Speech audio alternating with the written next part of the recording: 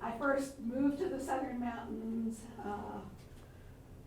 42 years ago, almost exactly. I was finishing up my classwork in folklore at the University of Pennsylvania and needed to do some work, so I was hired to do architectural survey in western North Carolina.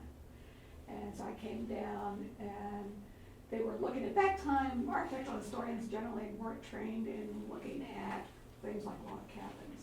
So they left it to the geographers and the folklorists. So I had a little niche, and they were doing these comprehensive surveys, sending people out to basically identify anything that was more than 50 years old. So I did Henderson County, and I did Cherokee County, North Carolina, and then ended up at the Mountain Heritage Center at Western Carolina University as the folklorist for several years. And then moved for 30-some years to Western Kentucky University. But married somebody from Macon County, North Carolina, and so we always planned to come back when we retired, and so we're back now in Franklin area. So most of my examples that I'm going to be showing are North Carolina examples. I'll be talking more generally about Southern Appalachia. I have put some pictures in of the buildings from Foxfire, just though several of them were actually from North Carolina. But it's not as easy these days to go out. When I did survey, it was actually, there were a lot of log buildings out there to see. And the number that have disappeared in the last 40 years is really incredible. I think they estimated the Division of Archives and History that from the surveys, 35 to 50% of the buildings that we surveyed have disappeared in 3 or 4 decades. So a lot of the things are now gone. So again, feel free to ask questions as I talk.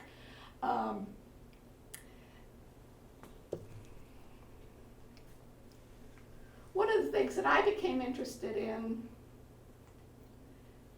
as I was doing my work, I was documenting buildings, but as I moved over to the Mountain Heritage Center and also had this dissertation I had to write, trying to figure out what my subject was going to be, I realized that there was a lot of living memory still when it came to log buildings. The person I studied with at the University of Pennsylvania believed that we study folk architecture in order to understand people that are lost to history.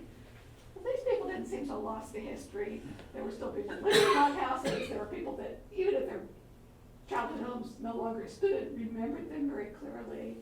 The fact that the log tradition survived well into the 20th century made it very accessible. And so I started to use oral history as a way to study buildings as well as looking at buildings, and wrote my dissertation, which was published home place.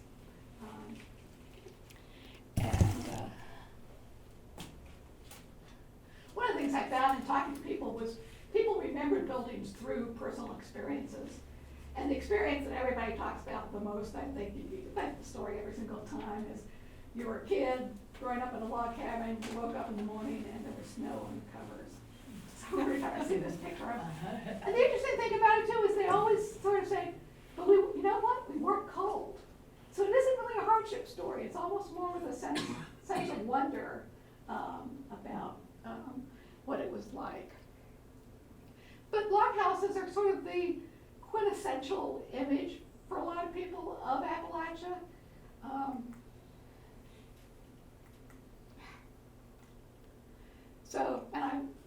We're having problems with the image being a little bigger than the screen here, but people sometimes treat log buildings as sort of simple buildings built by simple people. And there are some questions that people ask that you can come up with very simple answers to, and they're not necessarily false, but they're not completely true either. So people say, who built log houses? And, well, pioneers built log houses. Well, that was true, but we weren't the only people. Other people say, oh, the Scotch-Irish built log houses. Well, yes, they did, but they weren't the only. Why build with log? Well, they had a lot of trees, or it was something easy for pioneers to build. Anyone who says it's easy probably hasn't built a log house by themselves. But and then finally, why did log construction continue into the 20th century? And the most common answer you'll hear from that is poverty. But it's not the only answer. So we will explore some of those themes tonight and try to answer them. And Facebook speak is sort of, it's complicated. There are more complicated answers to all these things. Well, one answer when you say who builds log houses that a lot of people don't think of, or who built them, were the Cherokee. The Cherokee were probably the first people to build extensively in log in the Southern Mountains. We have this quote from William Bartram, who 1776 wrote this description of Cherokee houses. There were some interesting things happening in his hometown of Philadelphia, but he was down here traveling around. He was a naturalist. But the Cherokees construct their habitations on a different plan from the Creeks. That is, but one oblong 4-square building of 1 story high, materials consisting of logs or trunks of trees, stripped of their bark, notched at their end, fixed one upon another, and afterwards plastered well. And so this was a description of a log house. He wasn't seeing other log cabins this and here and there and said, oh, they're building just like. It is the case that the Cherokee did learn log construction from European contact. And so some people say, well, then it's not traditional to the Cherokee. Well, it's as traditional to the Cherokee as it is to the Scotch-Irish, because they didn't bring any knowledge of log building from Ireland with them either. So we know really by the second half of the 18th century, the Cherokees were, at least the domestic structures, less so ritual structures, were building log homes. And we have photographic evidence of some of these houses. The question came up even before I started, how do you tell Cherokee construction? Personally, I'm not sure if I saw, you could absolutely tell. We know that after the removal, a lot of the buildings that were left behind were actually moved into by permanent white settlers. In some of the photographs you see artifacts or Cherokee people that give you a good sense of, and particularly the Konona to grind grain, which is also, interestingly enough, the University of Georgia Press, when they published Home Place, used my one picture of a Cherokee family, which I didn't write almost at all about the Cherokee in my book. That's the image they chose. It wasn't, they didn't ask me, so I didn't see until the book came out, but that was the picture that was there. One of the marvelous resources we have, though, to know more about Cherokee log architecture, there isn't really a lot written about it, particularly in North Carolina Cherokee log architecture. But the Bureau of Indian Affairs did industrial surveys in the 1920s and 30s, and they documented every single building in the Eastern Band, every single house. And so in the 20s survey, we actually have photographs, and they're just really incredible photographs that document all the different houses that were being used. And a very large percentage of them is log. They're not exclusively log, but we'll talk about what the second most common type of building was toward the end. This is a picture that I particularly love. This is from Snowbird in Graham County. And the notes that came with this documentation said that the woman who's seated in the middle with her little cat was the oldest member in Snowbird, oldest living member of Cherokee. And she was, I think, her 90s. Well, I think this is the 1920s. If this woman was in her 90s, what she would have witnessed, she would have been an eyewitness to the Cherokee removal.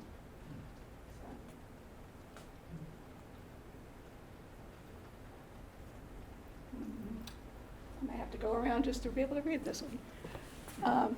We did interviews. I was later involved with a project when they built the school at Ravensford, and we did a lot of interviews connected to Ravensford School. And we were particularly interested in the Ravensford community, but the people that were still around that we could interview were largely Cherokee.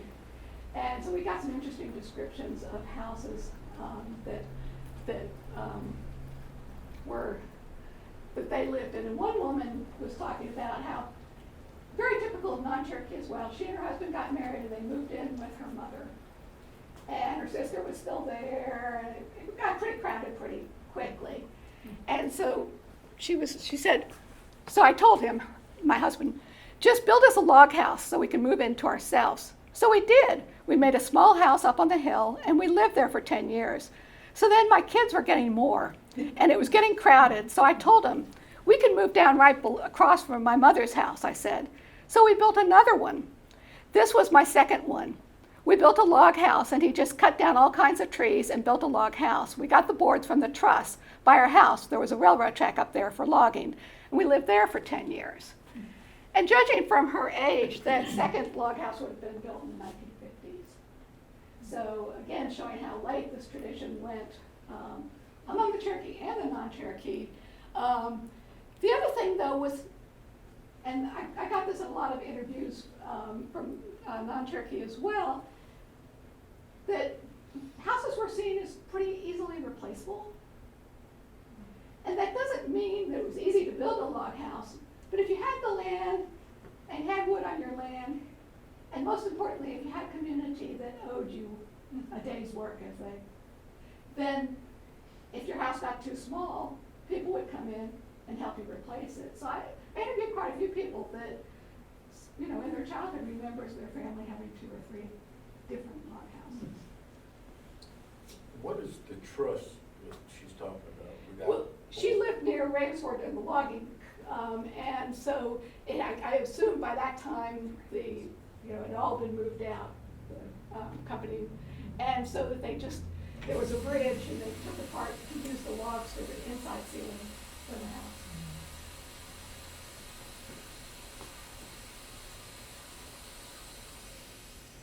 So the Cherokee were in here in the Southern Mountains in the mid-18th century, building log buildings, building until the mid-20th century. But very few people think of log architecture as being Cherokee.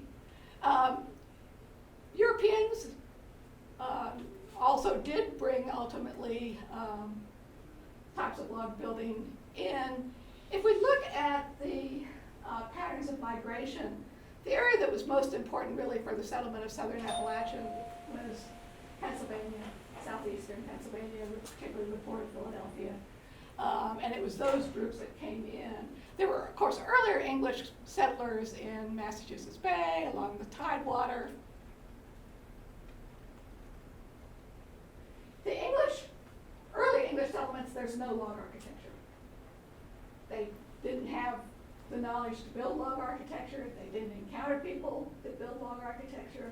And so even though they had a lot of wood, it wasn't necessarily what they were building. One of the remarkable things about New England was how quickly they went to building fairly substantial timber frame houses. This was a quote from 1654. So within a generation or so, the Lord hath been pleased to turn all the wigwams, huts, and hovels the English dwelt in at their first coming into orderly, fair, and well-built houses.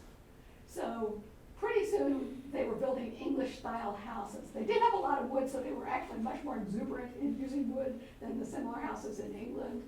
They had less labor to hire, so there was a little labor saving in the construction type, but they were not building. We don't really know the wigwams, huts, and hovels exactly what those consisted of, and archaeological people have made various speculations on whether they were actually copying Native American. Some of the hovels may have been like charcoal makers' huts or things like that. In the Chesapeake Bay area, we don't have much remaining at all from the 17th century.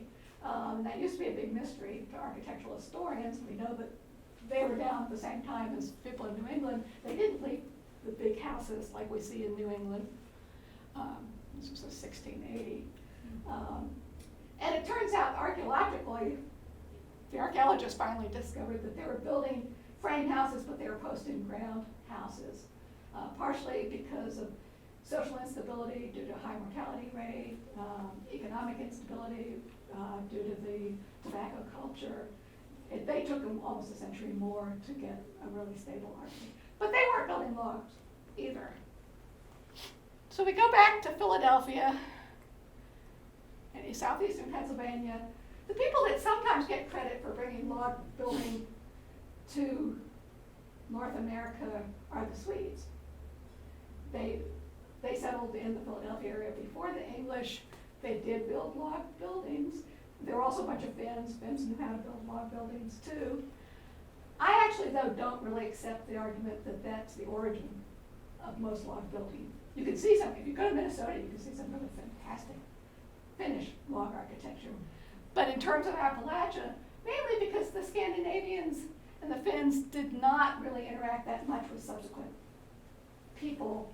They didn't move into the Valley of Virginia and then into the mountains in the same number as all the later migrations of Europeans. And Swedish log architecture doesn't look like Appalachian log architecture.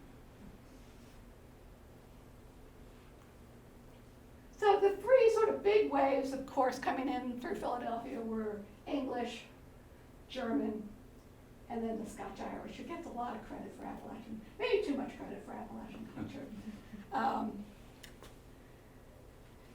And so these waves, there were also French Huguenots, often who came through England or Northern Ireland, other groups as well.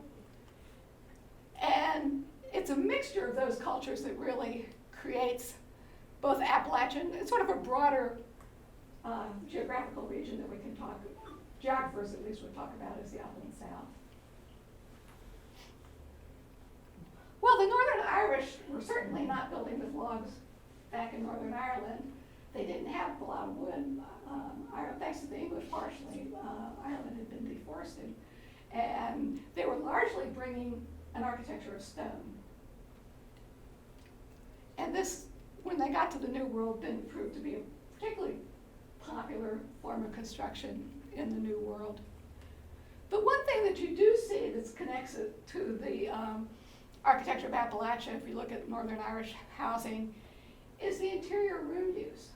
This is from the Ulster Folk Museum.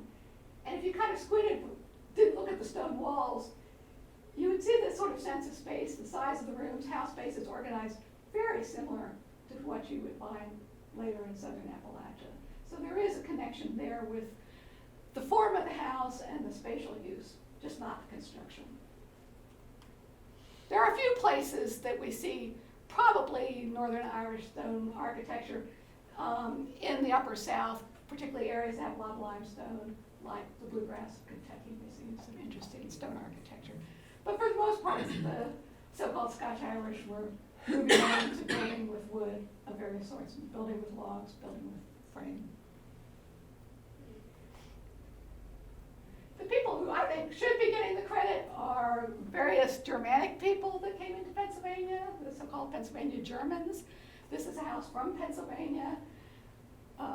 If you look at the notching, the types of the way the wood's put together, it's very much like what you would find in Southern Appalachia.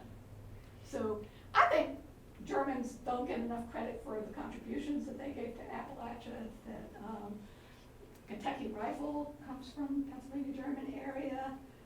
The Appalachian dulcimer is most probably a German Scheitholt.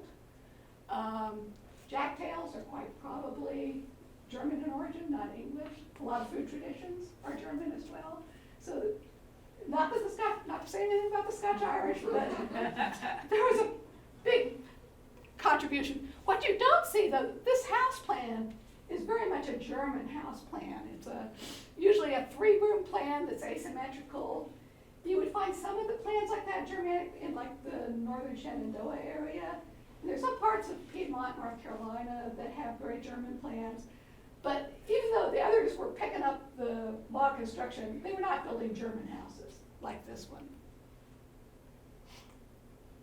So the Appalachian log cabin, in some senses, is a British and Irish inspired floor plan with German construction. Wow. So it's, as you say, it's complicated. Those things all came together and kind of mingled. Another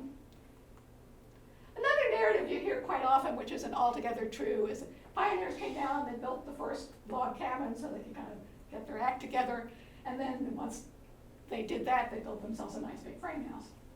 Well, that happened with some families in some places, but the fact is that lots of people continued to build log houses for generations and generations right into the 20th century. So if you think of it as like a chronological thing, first there were log houses and then there were frame houses, it wouldn't be exactly correct. For instance, this house near where I live, up toward Cowee is a rural historic district.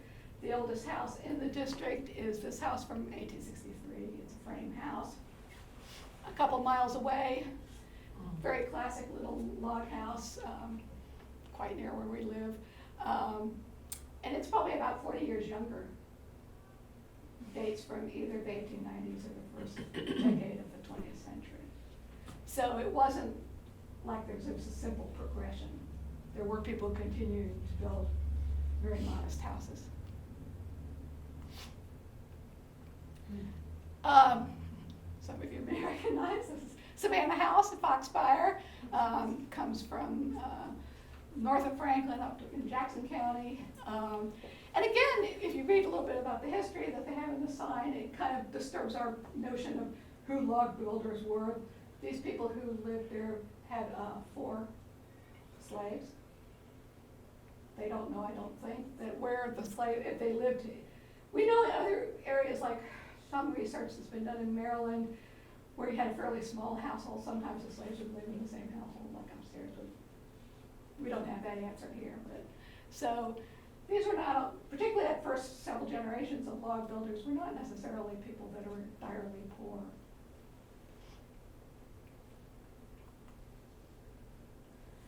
So this is just sort of a very classic, scholars like to call these single pen houses. People who lived in them would never have used those terminologies, and some people object now to using the term pen, which I can see the point. What strikes you about this house? No windows. And really, if you look at houses that have not been tampered with very much, you'll find very few windows. This one, and you can see the trailer behind it, the family went from log house to trailer in this case. They were using this for agricultural storage. Typical of the first of when these houses were usually built, there's no front porch. Most of the porches were added subsequently. Most of the kitchen wings were added later too. So it's a single block. And I think there is one window. I don't remember if it's right back here, little tiny window. But people who grew up in these houses, they were really dark, you know. Why do you think there were not more windows? No glass. Yeah, the availability of glass, or the fact that you had to pay good cash. And a lot of the people who built log houses were living fairly outside the cash economy. Can you think of any other reason? Stay warm. Stay warm and cool. Stay warm. Though some of the people I interviewed that grew up in log houses as kids talked about actually pulling out the chinking and create little windows next to their bed. So if you think of like the snow was coming through the roof and there was chinking sometimes missing inside, and these weren't necessarily warm places either. But we'll come back to that answer in a minute. Here's another one that was quite close by. These are pictures I took in the 1990s, so this is the Alarka area in Swain County. This one does have a front window right here. 1.5 stories is very common size for these houses. So would that have a loft? Yes. Okay. So it would have a fairly, if you see where those floorboards would have been, that would have had a pretty sizable loft. The upstairs was almost always the domain of children. Adults did not want to sleep upstairs. So, and sometimes with more than one generation of adults. So if you moved in with your mother-in-law or your husband's parents or whatever, you were all sleeping with, and infants were kept on the first floor as well. So it was children that slept upstairs. This is kind of an unusual one. It's a 2.5 story. You don't usually see people ambitious enough to go up 2 stories. It's in Buncombe County, or it was. I'm not sure it's still there. They're usually rectangular, but some are more rectangular than others. This is one that was still lived in Cherokee County, North Carolina, right down near the Georgia line. And like a lot of houses it was still lived in, rectangular. It did have a light board partition inside, so it was creating 2 rooms on the inside. But here it comes back to our question about why you didn't want a lot of windows. This was the original door. You can see what happens to the integrity of your building if you start cutting a lot of holes in it. If you think about how logs fit together, every time, and they've got like a little shim in here to try to keep logs. If you're cutting a lot of windows, you're weakening the structure. So, sometimes if you wanted a window and you didn't have glass or you didn't want to pay for glass, you could have a shutter as well. Another narrative that I got quite often were people who grew up in houses and, with shutters and they had no clock. So it was like, we had to get up and open the shutter to see whether it was daylight or not. Time to get up.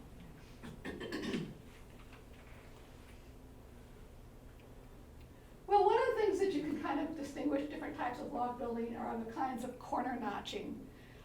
There's plenty more kinds of corner notching than these are the kinds that are common, relatively common in Southern Appalachia. The most common notching, at least for houses, is half dovetail. So I'm not sure what percentage, because I don't think anyone's ever run those numbers, but good percentage of them, of the older log houses are. And almost all the pictures I showed you before, except for the Cherokee, those historic photographs, several of those were V-notch. And you do see V-notching. Often you see V-notching in earlier log houses. The full dovetail, I don't know if you can tell the difference between a half dovetail and a full, but it's like a piece of furniture. It angles down at the bottom rather than going straight across.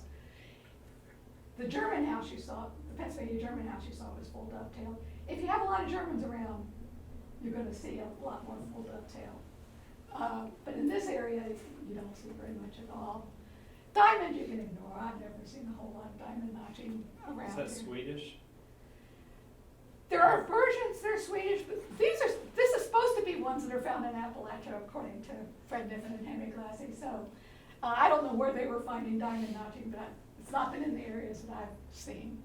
I have seen a fair number of square notching, really crummy notch. We can blame that one on the English, I think. There's no interlock on it, so it's just the weight of the structure that's holding it together. Saddle notching is primarily used for outbuildings because you don't view the log square. You see some more saddle notching in houses in some 20th century examples, I think because people didn't have the same size timber in some of the areas, or they didn't have the knowledge. And so saddle notching is really the easiest type of notch to do. Unfortunately, when you see real world examples, as my students often complain, because I give them slide quizzes, they don't always look exactly like the picture, but you can see beautiful half dovetail. You can see funkier half dovetail too. And because the people who put these together, I mean, some were skilled, but for the most part, building log houses were not bringing in skilled craftspeople to build their houses. They were bringing in their community members.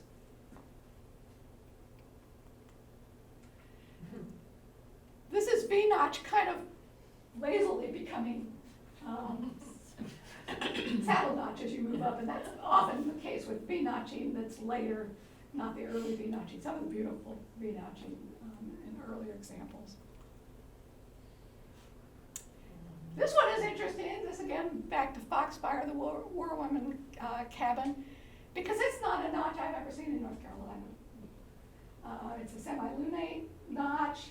Basically, the logs are left round, but it's split in half and then put together. Looking at the literature, I know they've been documented in Texas and Tennessee, and so I think it's more sort of a little on the outer edges of Appalachia that we find them, but they don't show up in really a lot of other parts of Appalachia. So, but y'all got one at Foxfire, so. And a local one, so it's not like it was brought in from some other place. I mean, it was brought in from some other place, but not another state. It came from near the Wallen community here in Clayton. Yeah. They didn't bring it in from Texas. No, not from Texas.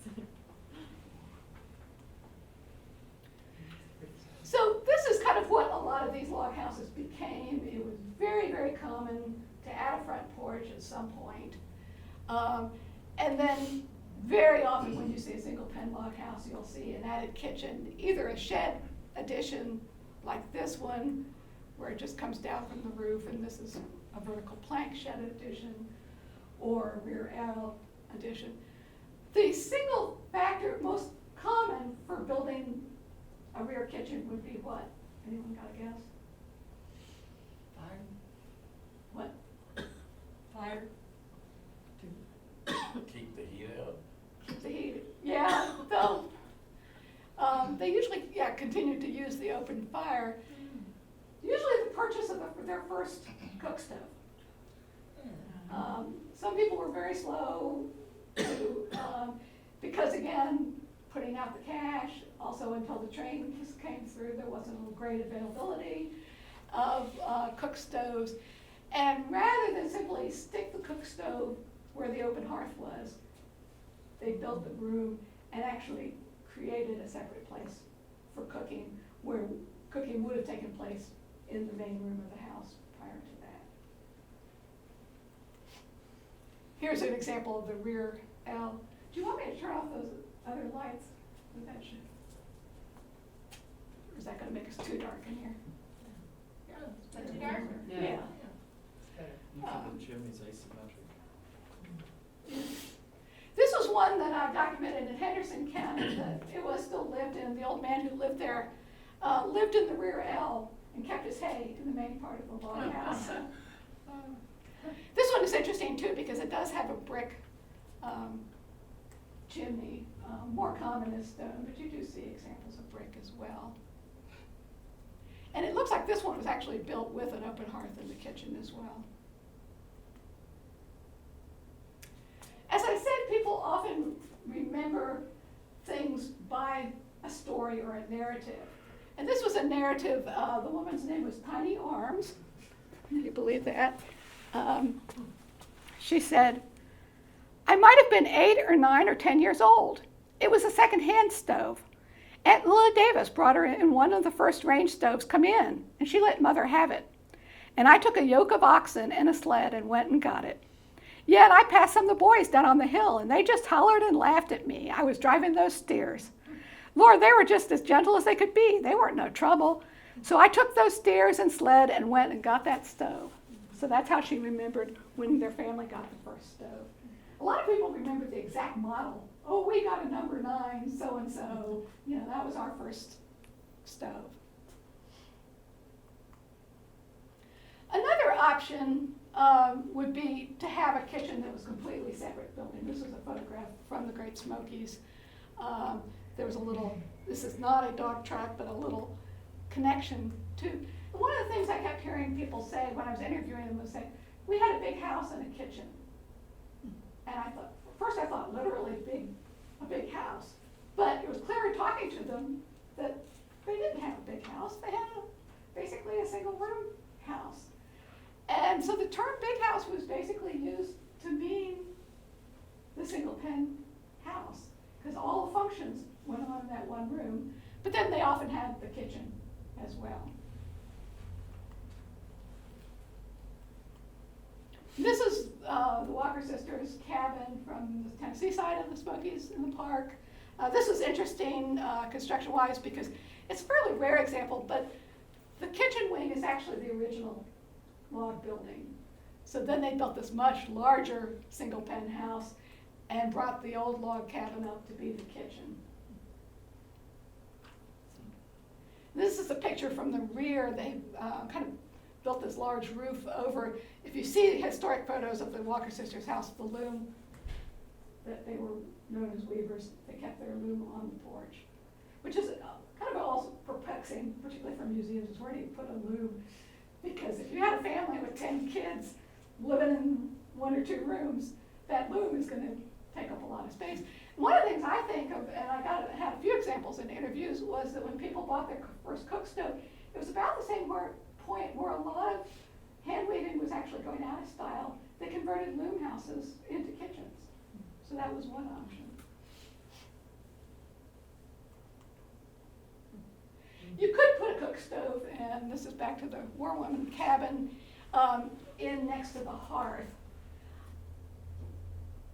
It was not as common as putting it into a separate add-on kitchen, simply because the space matters. If it was an older couple, the kids had left home, or it was a small family, then it might make sense to put that. And certainly, good and bad, it would create more heat in the main room of the house.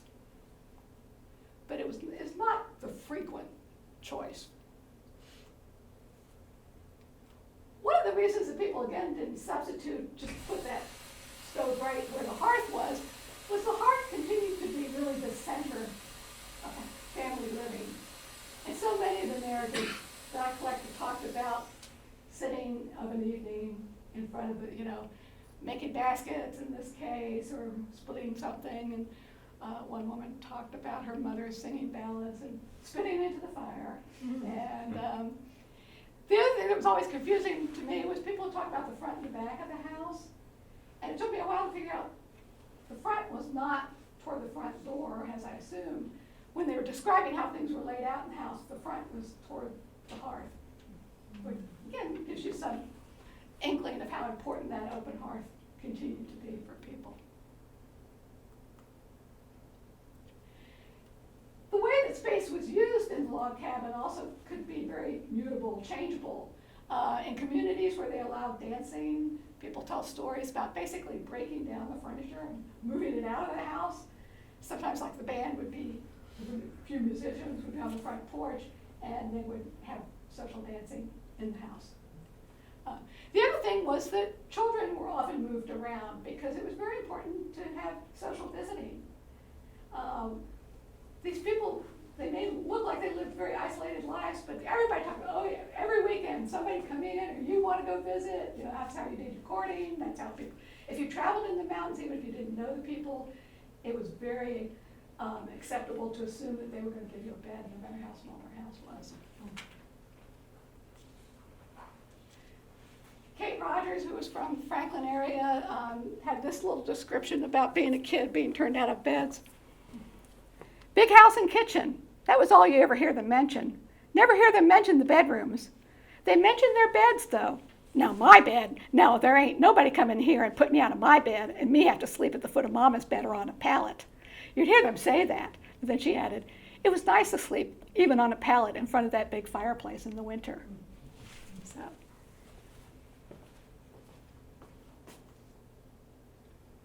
This is, again, the Walker sisters. And if you don't know the story, there were 5 unmarried sisters, I believe.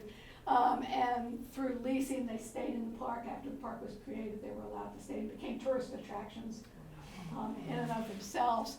They were weavers.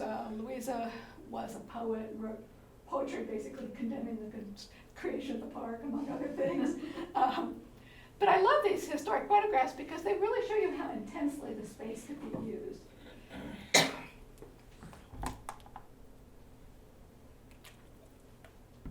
And it's not something that's very often captured by museums.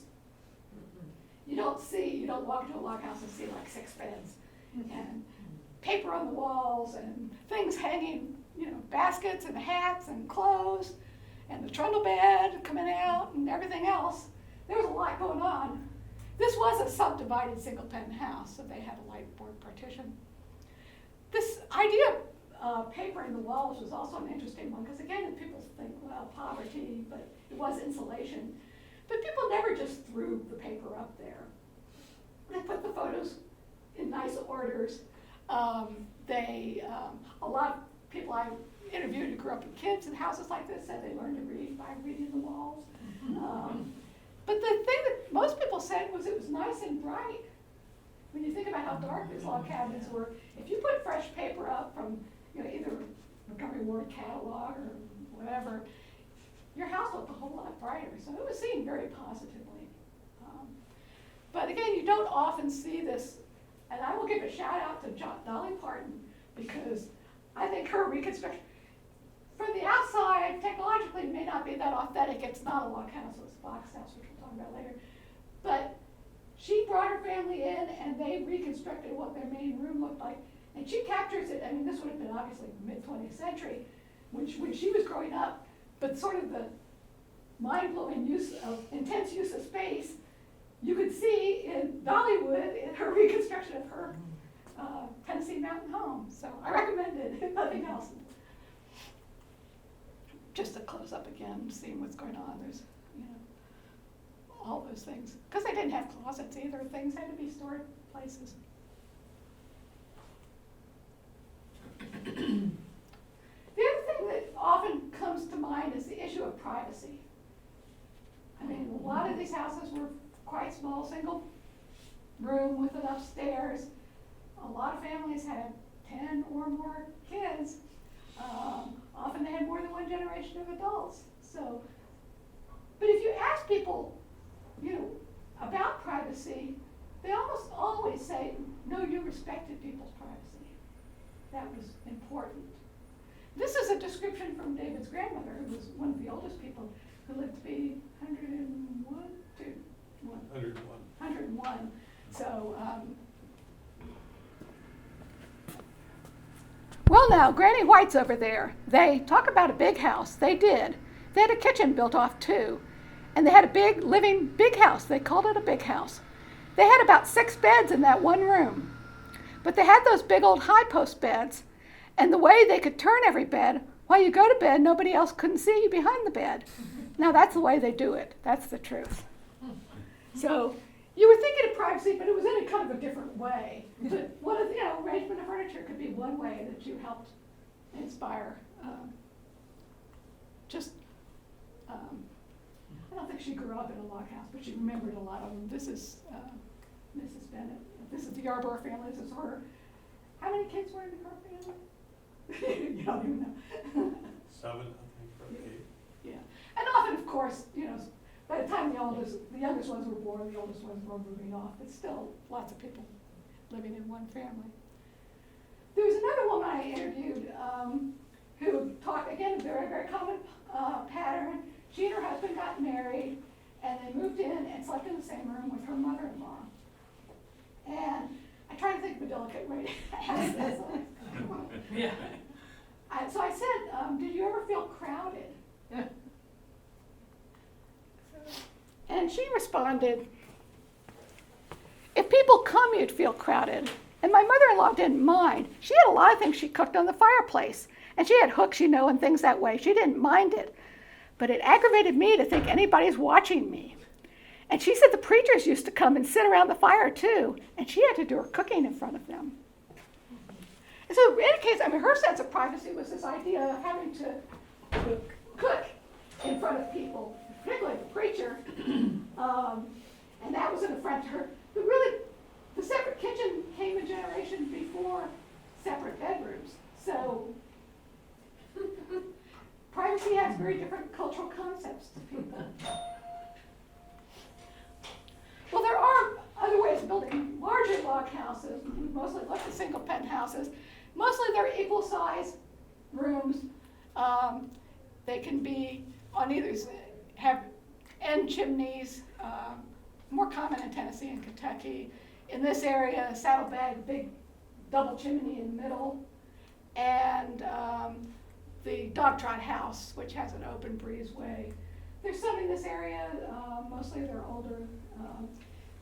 Environmentally, they tended to be left over much more commonly in Mississippi and Alabama, and probably in Georgia too, than in the mountains, because to have this open breezeway in the middle of your house was kind of cool.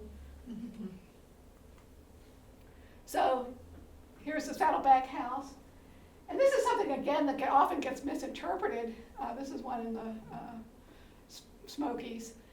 People assume when you got one room that they cooked in, what was the other room? The bedroom. That would be logical to us, and they obviously were creating more privacy, but neither room was thought of as a kitchen. One of the rooms would have been the room we lived in, like the big house. The other room would have been thought of as a parlor, which is pretty amazing that people are building bigger houses. Well, they were creating more privacy because family members could sleep in the parlor. It was still conceptualized as a more formal space. And this is actually a plan that goes back to post-medieval England, early New England, early Chesapeake hall and parlor houses. Usually the hall is bigger and the parlor is smaller. By the time you get to the Appalachia, they're equal-sized rooms. But the spatial pattern is a very common English pattern. This was a later one. The first one was actually 2 different units of log. This was log straight across. Here's a dog trot house. This was in Andrews, North Carolina. I think it was burned for firewood. It was a trading post at one point. This is one I found in Graham County. Sometimes you don't know what you're looking at, except that these houses seem unusually wide. And then you look closer at them and realize that they're enclosed log houses, or dog trot houses. And one at Foxfire, if you want to kind of get a sense of, and it's originally from Hayesville? Yes. Yeah, Hayesville, North Carolina, but sort of how this space was used. Well, logs were used for other things besides houses. This was a school. I think I have a picture in home place of a train station, which I love the idea of a log train station. Here's progress coming, and here's tradition. The mill that's at Foxfire, which I think was from Otto, North Carolina. So you can use logs for lots of other kinds of building as well. Quite often agricultural structures, and really if you to go out and look at surviving log buildings, it's easier to find surviving agricultural structures than log homes at this point. Lots of different we use crib rather than pen if we talk about agricultural structures. Single crib buildings, corn cribs, pigsties, all sorts of things like that.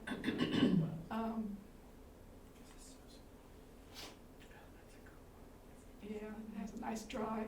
Sometimes it's sort of combined with various forms of frame. I included this one just because I love it. Look at the massive size of those logs. This is a very early one. But I mean, these are not short people. these are my colleagues in the Vernacular Architecture Forum looking at this. You know, they're only coming up to barely the third log in this building. This was one that, it's not easy to tell when you first drive by it. There's a log barn under there. It's a double crib, which was the most common type of log barn. I was doing a survey in the 1990s in Swain County with a student, and we found this one. So I stopped at the closest house, and a lady came to the door, and I said, "Do you know anything about that log barn?" And she said, "Well, go up and see that man sitting on that chair up there outside." She says, "That's my father. He built it." So we found several in Swain County that were built in the 1930s. So I think the Depression also helped sustain the log tradition. But again, this is the most common type of log barn of the larger size. It's a double crib, so you have the drive on this side. This is what's happening to a lot of them, though. They're starting to collapse. And then a single pen or single crib log building there.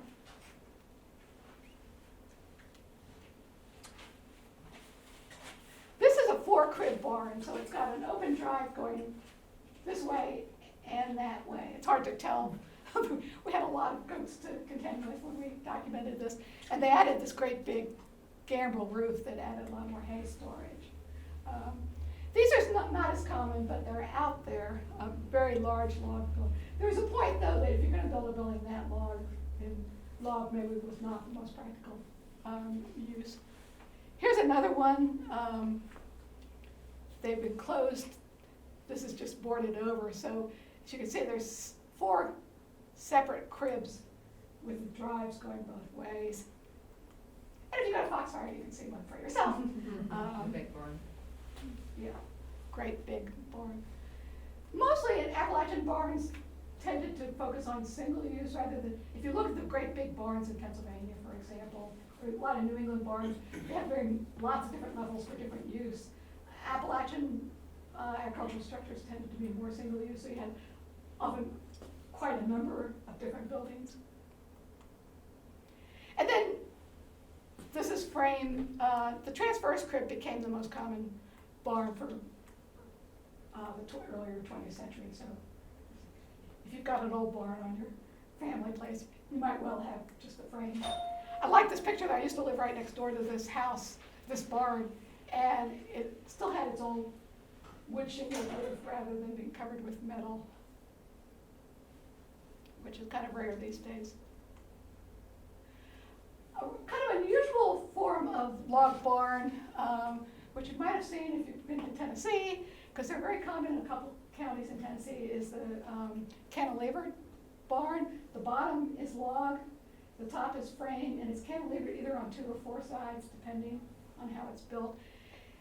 It's not a question that's easily answered. Why were people in a few counties in East Tennessee building these and not much of any place else in Appalachia?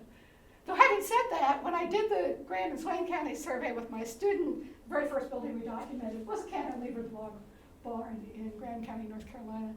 I think that probably some guy from Monroe County, Tennessee just happened to wander across the state line and bought some land and built himself a barn like he was familiar with.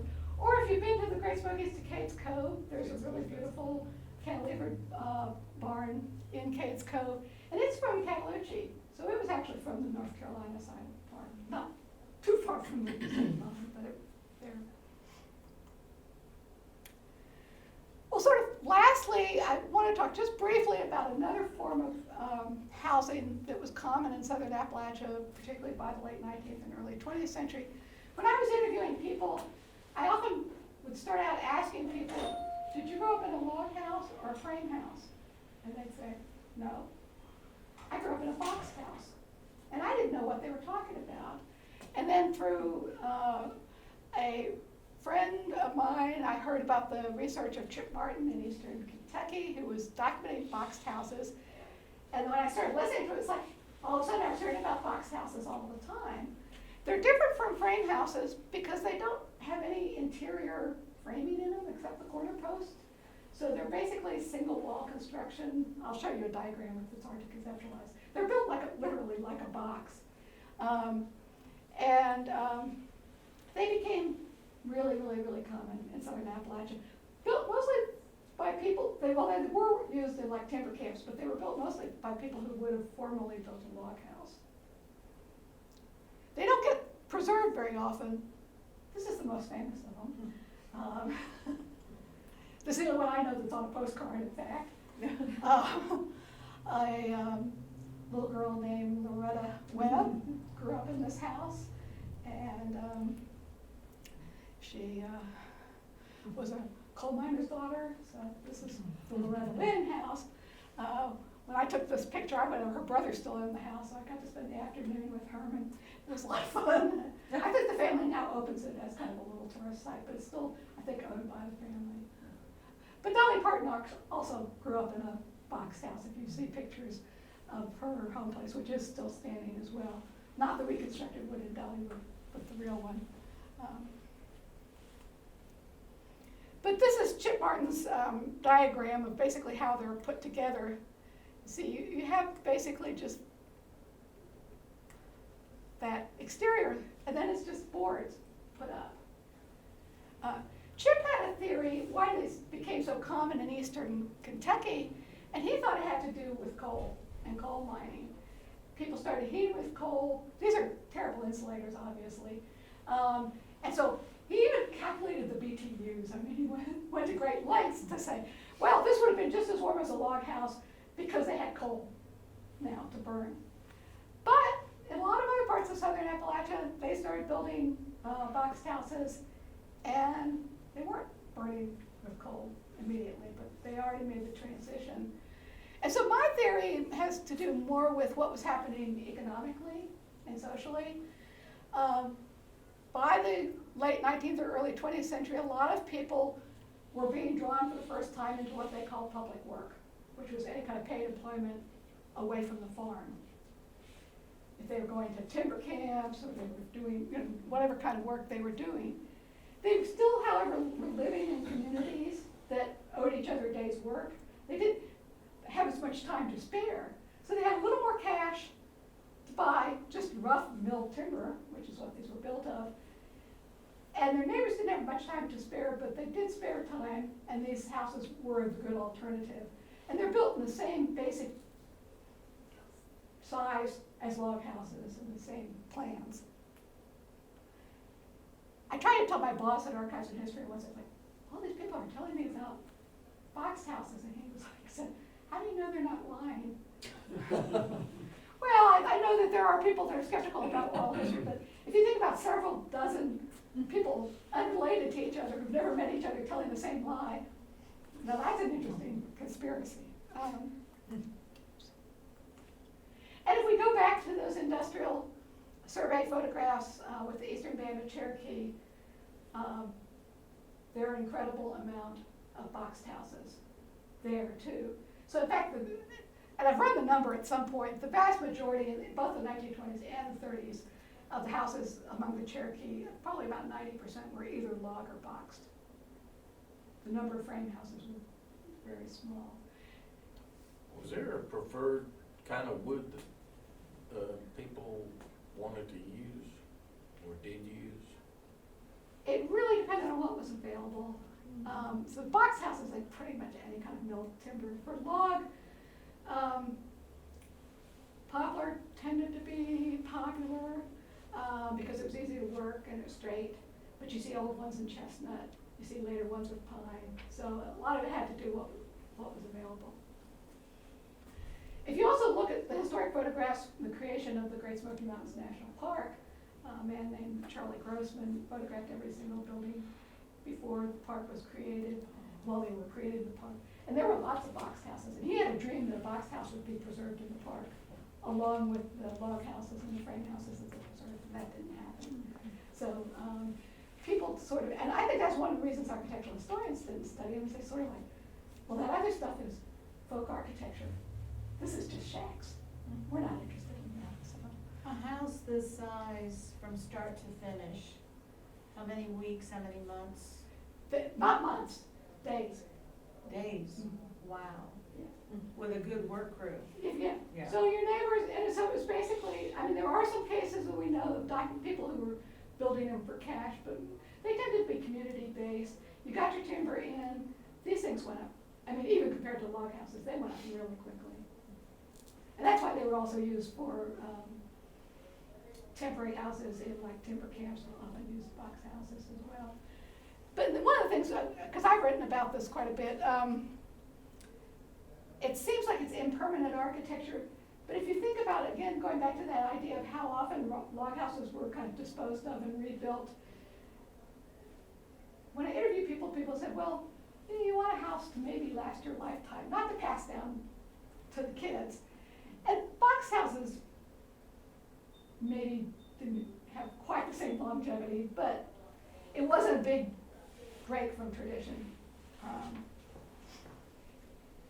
Whether they were a lot colder than log houses, I don't know. If you'd like to see one though, there is a very, as I said, very few are preserved in southern Macon County, and the Tessentee land, Mainspring opens. Mainspring has, it's open to the public, there's hiking paths, and they preserved the one building there. I'm very proud of the fact that they did that. And basically, you can't usually go in it. I took a group in a couple months ago. And it's an unusual one in that it's a full 2 stories high, but there is a box house that you can see just on up the road, 20 minutes or so. Is the division of the space of that house on the first floor, is that normal? Yeah, what's 'Cause it happening? has- It's like two separate spaces. Yeah, there was a chimney right here, so it's essentially a saddlebag house. Okay. The doors are interesting because there's that screen door, but then the front doors, and I've seen this elsewhere, they're angled like this. Mhm. So there's kind of this little entryway with 2 angled doors, and then you have the 2 rooms. So this one, which is a fairly large one, would have been set up like any other saddlebag house.